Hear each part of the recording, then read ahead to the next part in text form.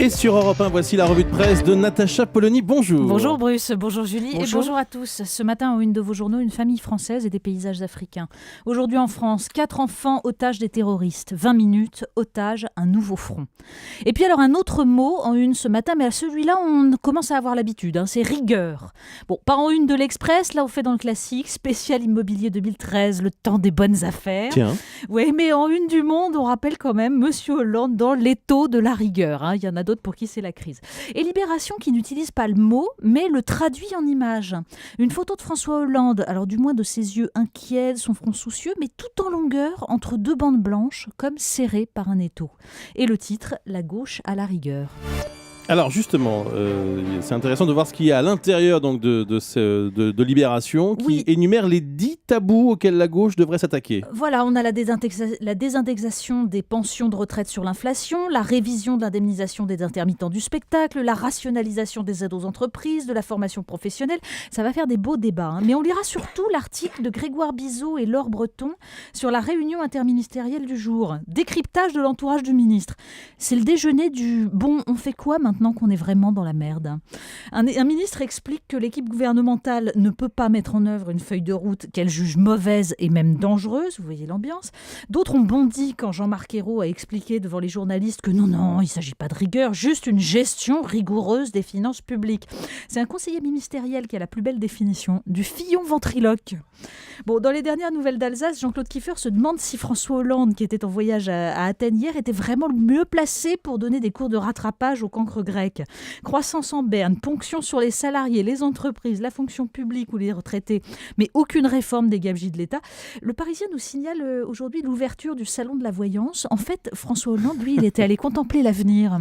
Alors hier, vous le savez, des mesures ont été annoncées pour les quartiers sensibles, pour les banlieues. Il en est question d'ailleurs à nouveau ce matin dans la presse. Oui, dans l'éditorial du Monde, qui nous parle donc des zones urbaines sensibles, de l'abandon de ces zones, en fait, de la faiblesse de l'investissement public et de l'échec scolaire galopant. Mais alors, quelques pages plus loin, il y a une tribune du géographe Christophe Guilly qui va à l'encontre de cette vision.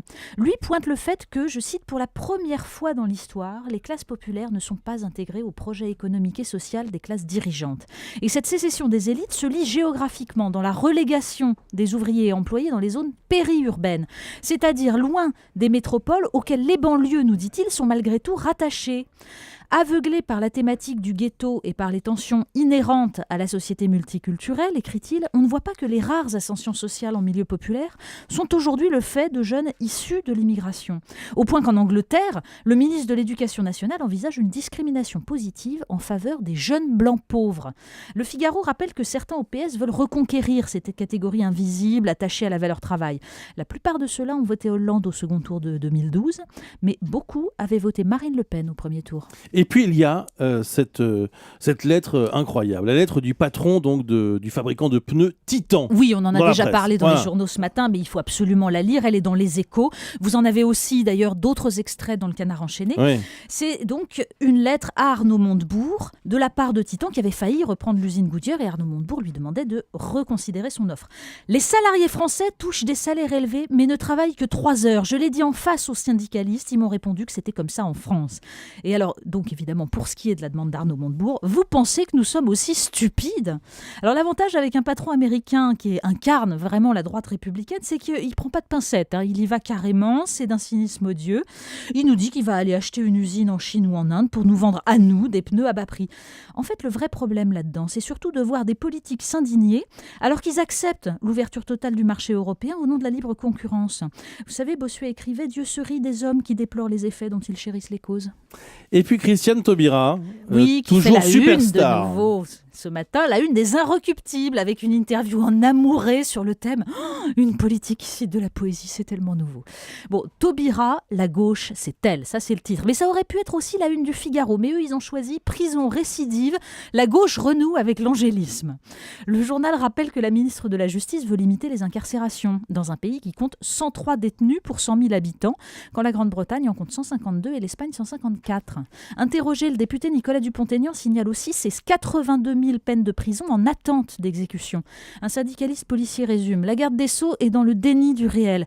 Mais avant de rattraper les politiques, la réalité va surtout rattraper les victimes. François Hollande pensait avoir éloigné le spectre de 2002. Il revient et pas besoin d'être médium pour le voir. Le clin d'œil du jour. Et le canard enchaîné nous apprend qu'il n'y a pas que les tweets dans la vie. Un bon vieux message sur un répondeur, ça peut aussi faire des vagues. Prenez Valérie Trierweiler.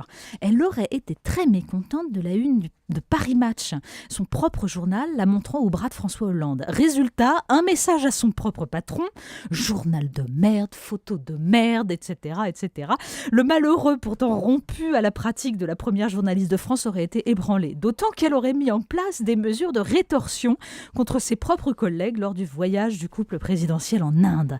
Du coup, on comprend mieux pourquoi François Hollande va en Grèce. Vu l'état du pays, au moins il y va seul, sans sa compagne et sans Paris Match. Merci Natacha Polony.